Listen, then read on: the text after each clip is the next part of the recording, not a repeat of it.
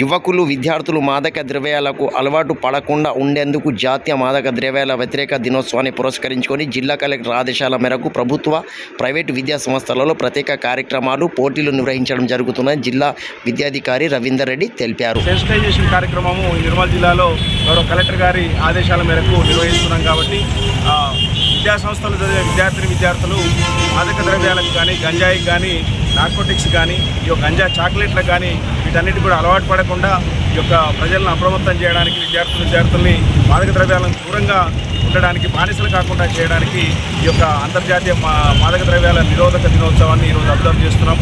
అన్ని విద్యా సంస్థల్లో ఈ యొక్క జిల్లా కలెక్టర్ గారి ఆదేశాలతో ఈ SA writing, electrician, debate competitions అన్నీ కూడా మాదక ద్రవ్యాల నిరోధకం మీద జరుగుతున్నాయి.